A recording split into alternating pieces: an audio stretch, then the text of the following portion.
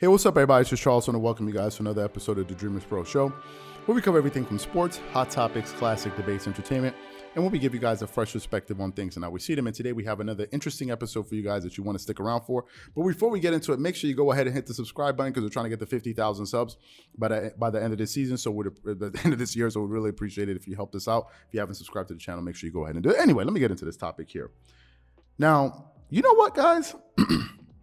I've been thinking about something. Right? It just recently occurred to me less than maybe 4 or 5 days ago, right? While watching the Lakers struggle this season, it occurred to me that, whoa, wait a minute. This is another piece of evidence as to why LeBron should have never been mentioned in the same sentence as Michael Jordan. It just occurred to me. Folks that are out there making the Michael Jordan greatest GOAT argument, I'm about to add another one to that list for you guys right here because this just stood out to me. In all of the drama that we are currently witnessing with the Lakers this season, I think many of us are overlooking how LeBron James is being exposed as an all-time great. As we currently speak, let me list the players that LeBron is currently playing with. He's playing with Anthony Davis. He's playing with Russell Westbrook.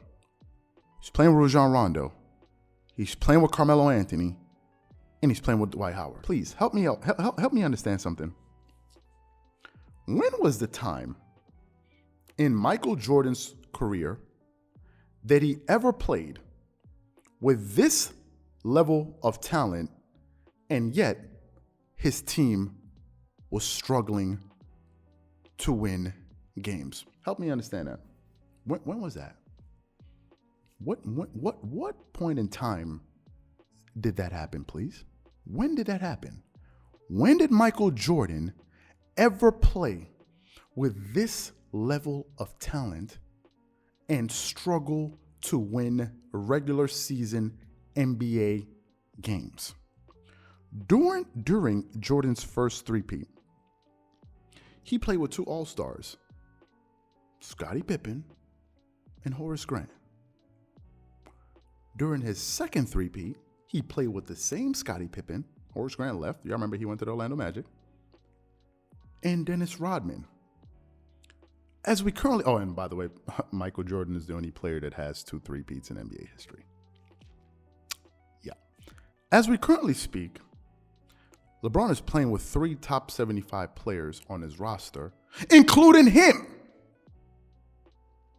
The Lakers now have 4 top 75 players on their roster, and one of them, according to some of the Looney Tunes, is a top 2, or they have the greatest player of all time on their roster playing alongside 3 top 75 players, and they are barely winning basketball games. Help me understand something, please. How do you guys fix your mouth to compare Michael Jordan to LeBron James when he is having such a pathetic season? I don't care about his individual stats. Because now what this season is degenerating into, it went from being Western Conference favorites to what's going on to now, well, he's putting up great numbers. Is this what you guys are doing these days? Is this what you guys were doing over the Christmas period? This is what y'all was cooking up? This is what y'all was cooking up. And this is the reason why I don't understand how some of his supporters can talk about this. It's close. I just don't, what y'all be talking about? What you talking about, son? Willis? This is another reason why I have Kobe ahead of LeBron all time. First of all, Kobe has beaten more 50-plus win teams than any of these guys. Number one.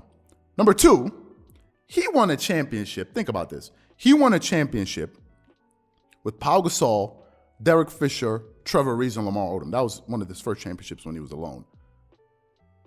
And he had Andrew Bynum, who wasn't even healthy. And oh, by the way, some of you guys are going, oh, Andrew Bynum was an all-star. Andrew Bynum became an all-star in 2012. He won his second championship with the same Pau Gasol, Lamar Odom, who was coming off the bench, and Ron Artest, and he beat 4 future Hall of Famers in Paul Pierce, Rajon Rondo, Kevin Garnett, and Ray Allen. Ray Allen, who Stephen Curry just beat his record. Yeah, that Ray Allen, that's who he beat. That's who he beat. And now you dudes want to tell me that LeBron is better than Kobe. Yo, how? How? Based on what? Based on what, son? Based on what? Based on what? Based on what? What are we basing this thing on?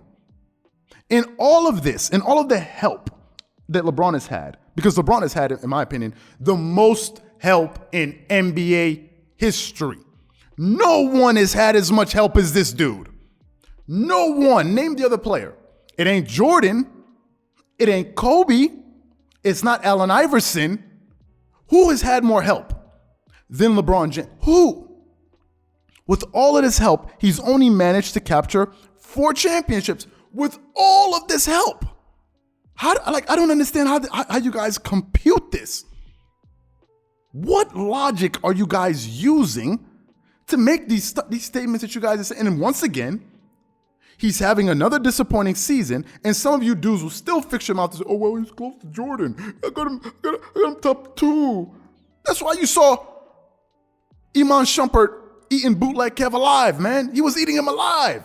It got so ridiculous that he was laughing at the dude because he's listening to the arguments. He's like, what are you talking about? That's why he was like, calm down. Like, yo, first of all, that was hilarious. He's like, calm down. Anyway, and this is, again, one of the biggest indictments against this fake GOAT argument.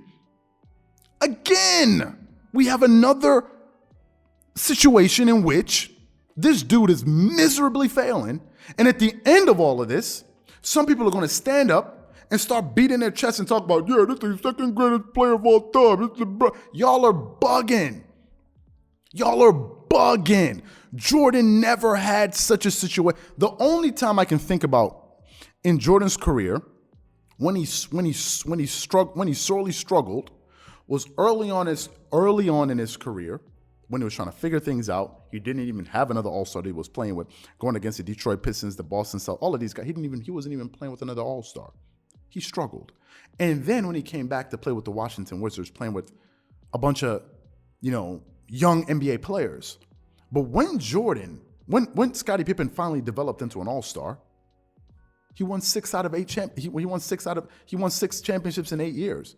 Had he not retired, he could have probably won 7 in 8 years. He had 2 three-peats. And at the end of all of this, somehow you guys look at this season and try to compare it. Like, how? How? This is another circumstance, another failure in the long list of failures. And once they start losing, once you guys know that there's going to be no championship, what do you guys reach for? Individual stats. But guess what? Even in the individual stats category, Jordan still got you beat. Badly, Jordan has you beat. To me, I was just thinking about this. I'm like, why isn't anybody using this as an argument? Here you have another circumstance in which you're going to have another blown opportunity. And at the end of all of this, everybody's just going to wake up and say, well, guess what? He's number 2 all time. Y'all are bugging, in my personal opinion. So those are my thoughts. I never thought this thing was close. And this is just another example of it. So whatever you guys think, please leave your thoughts and comments in the comment section below. Again, if you enjoyed the video, be sure to make sure you go ahead and hit the like button, hit the subscribe button, and hit the notification bell to be notified whenever we drop our content. Once again, this is Charles here from Dreamerspro. Wishing you guys an amazing day and catch you guys on the next episode.